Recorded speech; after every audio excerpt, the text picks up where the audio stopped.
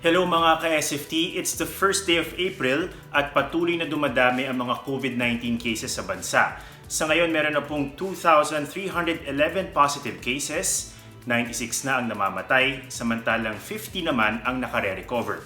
Inaasahang tataas pa ang bilang na yan dahil naaprubahan na po ng FDA ang mga rapid antibody testing kits. Kasama naman sa bagong protocol ng DOH ang pagtetest sa mga healthcare worker kahit mild pa lamang ang symptoms na kanilang nararanasan. Samantala, patuloy ang panawagan ng iba nating kababayan para sa mass testing.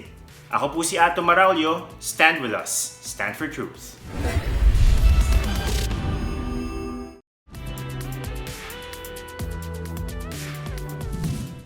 As one Italian doctor from the northern Italian city of Bergamo put it, it's like a war. Ito po ang hinaharap natin when it comes to fighting against the COVID-19 or the coronavirus pandemic. Now, in every war, you need soldiers and you need officers and generals. As of last week, unfortunately, we have lost 12 doctors at least across the country during our fight against the COVID-19 pandemic. Now, the concern is also turning towards nurses in the country, who are in many ways seen as the soldiers in this fight.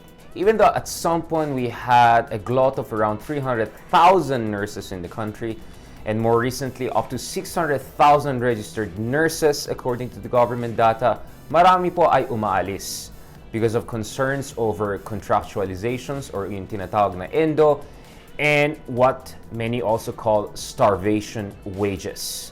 So the government data suggests that every year up to 90,000 nurses are leaving the country in search of greener pastures. Yung iba naman dyan ay hindi pumapasok dun sa nursing jobs, but they rather go for other better paying jobs like in call centers, where they could be paid twice or 3 times more than what they're paid in private hospitals or even in public hospitals. On average, a registered nurse earns around 18,000 pesos in government hospitals, but in the private sector, it's half of that or sometimes even lower, going down to 5,000. In some hospitals, nurses work up to 12 to 16 hours a day in exchange for what some see as starvation wages. Now, hindi rin ito consistent dun sa ating batas.